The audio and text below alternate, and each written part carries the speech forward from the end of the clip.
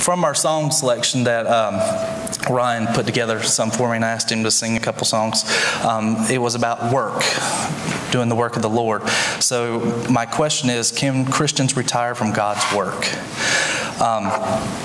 Retirement is one of those things that our parents or our grandparents usually talk to us, and they say, you need to start thinking about this when you're young. You know, you need to prepare for retirement.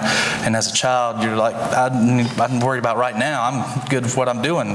You know, whether it's out playing basketball or football or whatever it is, being out with your friends and doing those things, you don't really think about that. You have the plan on living forever, or you think you are anyway. But we do need to think about retirement. We do need to think about the things we need to work towards retirement. So,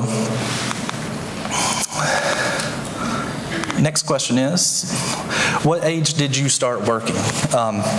You know, personally, I started working on a farm when I was around 13 years old. We lived in Georgia. I loaded watermelons into the back of a truck. It was terrible. I don't know if anyone's ever been on a farm. Or we did tobacco, where you go down these really long roads, just hundreds of yards, tearing off yellow leaves, so the bad part of the plant will, you know, be taken off, and then the green will just grow bigger and faster.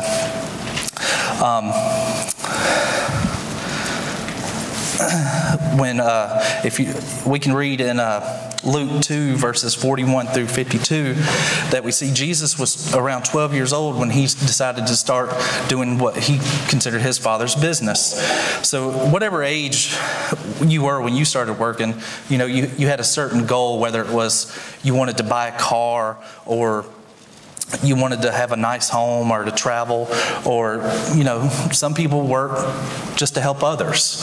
I know there's many times that I've gone and helped others do things, and, you know, I don't ask for anything in return. It's just doing the good deed.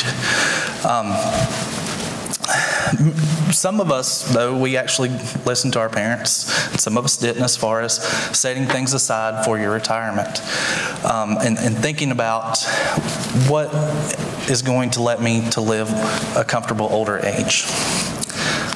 Next question, what age did you become a Christian?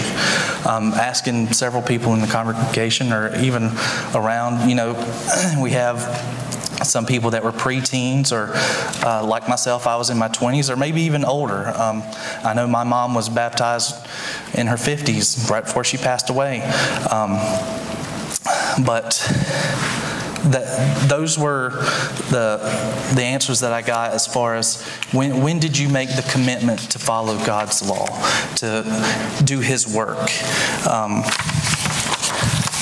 In Matthew 20 verses 1 through 16, we can see the parable of the workers in the vineyard, where it doesn't matter when you started God's work, you'll get the same reward. Whether you were a preteen and now you're in your 50s or in your 60s, and you have done the Lord's work this entire life that you have been blessed with, or if it's someone like my mother who was baptized right before she passed away, you still get to receive that same reward. What are your plans, or what are my plans for retirement? You may, when I was younger, my grandfather told me that he was never going to retire. His brother died right after he retired. It'd kill me. I'm never going to do it. I'm going to work until the day I die. But that, you know, just like everything else, his body gave out, and he wasn't able to do that. He had to stop working at a certain time. So do you plan on having some well-earned rest, that you put in all this work, these many years, going and slaving away, doing work for someone else? Or, you know, even if you're working for yourself, what are your plans? Do you want to have an extended vacation? Or, you know, some people desire to travel the country and do things like that, or go fishing, just relax, play some extra golf, things of that nature.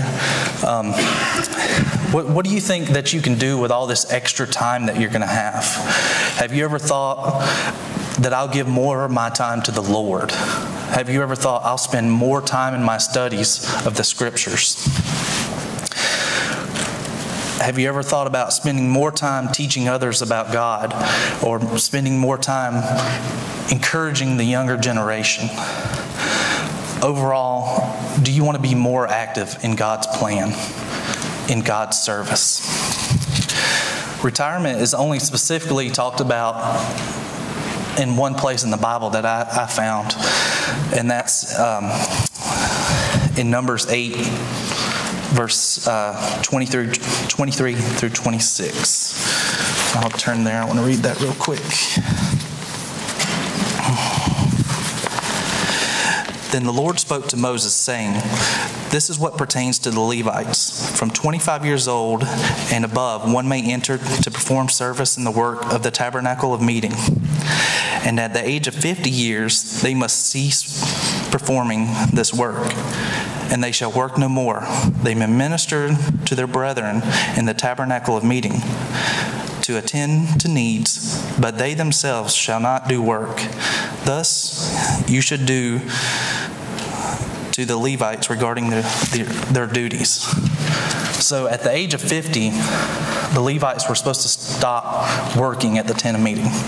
Now, could this be because all the heavy lifting and moving things around? Is it just the age where God decided this is where it needs to stop? But as you continue reading, it says that they are to help the younger generation, that they're supposed to be mentors, that they're supposed to use their 25 years of experience to help train up the new younger generation. There are many other examples in the Bible where we can see men over the age of 50 or even, in their hundreds, such as we see Abraham and Sarah were serving the Lord over 100 years as they were 190 years old when they had the birth of Isaac. Joseph, who led his people until they died. Or even Moses, who led his people out of Egypt and into the promised land after the age of 80. Aaron, who died at the age of 123, he was still serving the Lord. We read that David continued to lead the people to God when he was old and gray-headed. When Joshua was between the ages of 85 and 100 years old and well advanced in years, the Lord said to him, "You are very old, and there's still a large area of land that needs to be taken over," in Joshua 13, verse 1. God still had work for him to do.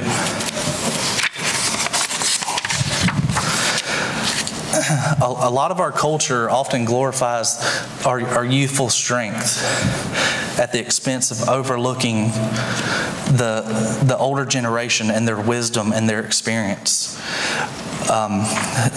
Older people have a lot to offer us as far as their wisdom, their knowledge, their commitment, their leadership, and many other things that I can't mention right now off the top of my head. In Proverbs 16:31, it says, "The silver-headed head is a crown of glory if it's found in the way of righteousness." We can look around our congregation right now and we can see many of our men that have these same attributes, who are serving in capacities of teachers and getting up and preaching. We see men like Ronnie and Alan Moeller and Alan Mosley, Bill Mosley, Matt Carter, and many other men that do this. And ladies such as Miss Donna, Miss Cherie, and Trudy Carter, and Sandy Huff that help mentor our younger ladies. And even some of our younger ladies that help mentor the ages of my daughter, like Delaney or Hannah. They set a fine example of what the next step should be. How do we grow into that next step in God's service? So even though that some of us may be blessed with Christian parents, we can also still learn lessons from older Christians. Just as Timothy had a godly family lineage, he still needed Paul. And in 1 Timothy 4:12, I have the verse up on the screen. It says, "Let no one despise your youth, but be an example to the believers in the word, in conduct, in love, in spirit, in faith, and purity." But what if Paul was still alive during Timothy's older years during service? Could we change the word youth to maturity? Let no one despise your maturity.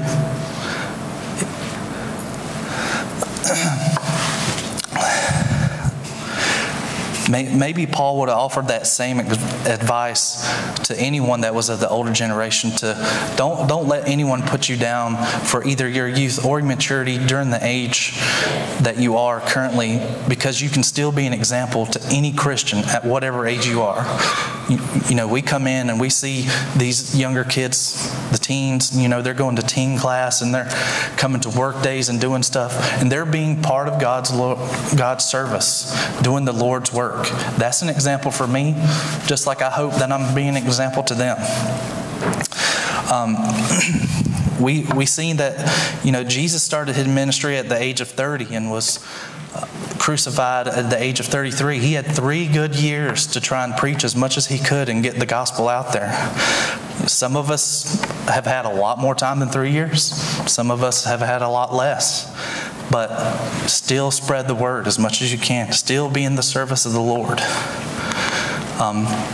Hebrews 3 verses 1 through 6 was the verses that Todd read for me.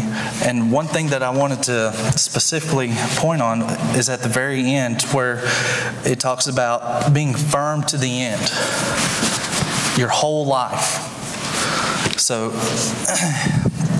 if we read just that last verse, let me find it.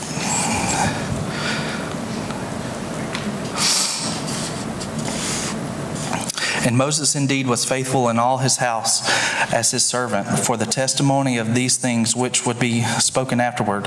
But Christ as a son over his own house, whoever's house we are, if we hold fast the confidence and the rejoicing of hope firm to the end." So just like if we think about the way that Moses and Aaron, even the fact that they didn't even get to go into the promised land because they sinned against God. After they knew, God said, "You are not going to take this community into the land." They continued into their service with the Lord. I mean, how would you feel if you walked all this time and spent all these years in the wilderness, and you've seen the promised land, you've seen exactly what you were promised by the Lord, and then you made this one drastic mistake? Would you be angry? Would you be sad? Would you turn your back on God? I don't know. I hope to never be put in that situation. But if I am, I hope that I can be like Moses and Aaron and stay strong and keep serving the Lord to the end of my life.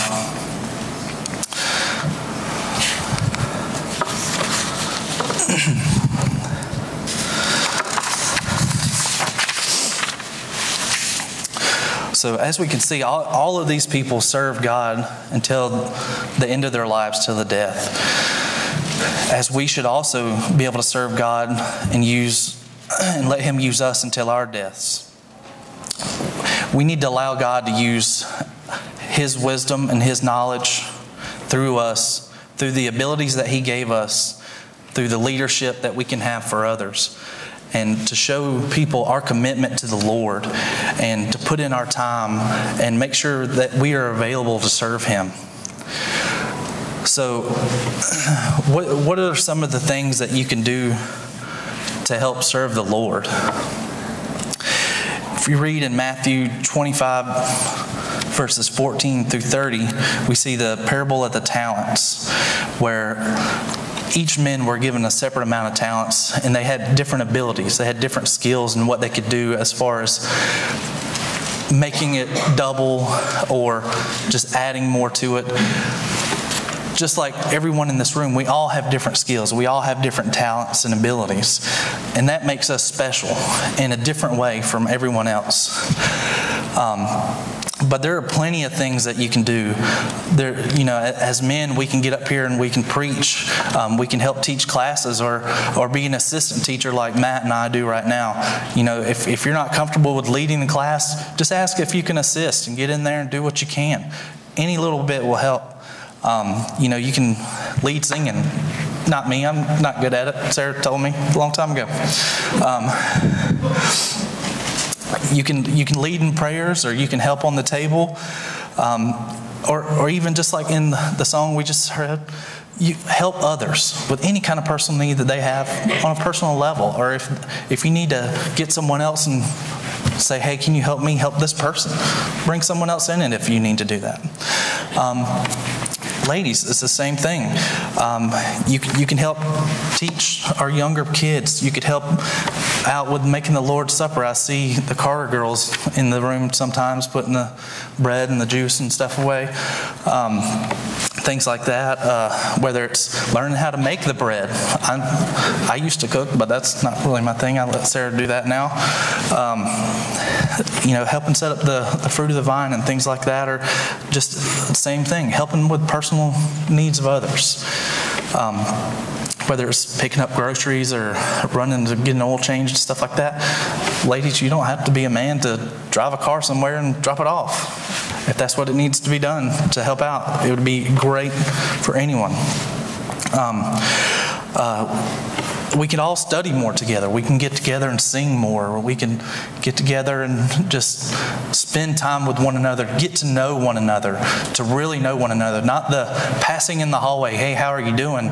And, walking by and just, are you really listening? There's more to the Lord's work than just saying, hey, how are you? Get to know what our problems are with one another so we can help one another. And there are many more things that I failed to mention here, but if you have a thought, spread it with someone. Let us all know how we could help in any kind of way and be more of a service to the Lord. So, have you ever said something like, I just don't have the time to do that right now, or I'm just not comfortable doing that? I know I used to be that way. I'm not comfortable getting up here. I was asked earlier today, am I comfortable? No, I'm not. This is a fake smile. But I'm doing it because I think I need to. I need to spread myself out more and open myself up. I've told several people, I could sit at home by myself, but you know what? I married a woman that wants to have people over, and that makes me happy. Every time we have people over, it's so much work. I don't know if I really want to do it, but when everybody's gone, I am so glad that we did it, because I got to know more people, and they got to know me, and hopefully that builds a better relationship, and that better relationship will build a better one with the Lord. Too fast? So we can see in several different examples where Jesus said, follow me. Pick up your things and just come with me. And there's several examples where people just said, I can't do that right now. Such as, I need to bury my father, or I need to do these things before I can come follow you. But Jesus taught during that time that there's a cost to follow him. That following the Lord's plan needs to be your highest priority. It needs to be put above all other things. All these other little things that you're putting before that are meaningless in the long term. Take up your mantle and follow the Lord. So, you can never retire from the Lord's work. There is no reason for any of us to say, I just can't do that anymore. I look at some of our older members and I think, I need to be more like them. I need to follow in their footsteps. What can I do that little bit extra to get in there and to be able to either help out at the building or to teach a class or just to learn more? You are needed. You are wanted in the Lord's service. God wants every one of us. He's given us all different talents that we can use to be able to spread His word in different ways. I don't know what yours is. I'm still think that I'm trying to find mine sometimes. but it's a work. It's all a work, a daily process, whether it's diving in and reading the Bible and learning more, or just talking to someone that you normally wouldn't talk to. There's several guys at work that, some of them are a little rough around the edges, but just talking to them a little bit, and then you just slide a little bit in. We have a gentleman that I work with in the CAD office, and he's actually a Mennonite. And great guy. I have a lot of respect for him, but I invited him. I was like, I'm preaching. Come. He said, I'll ask my wife. I don't see him here tonight, but I asked just to see if I can get him in here. And it's not the first time. It's any little subtle thing that I can slide in there. Hey, just come see us. And he's got some hang-ups with this and that, but it doesn't matter. If I keep sowing that seed, throwing it out there, maybe it'll hook him one time. Maybe I can get him in here.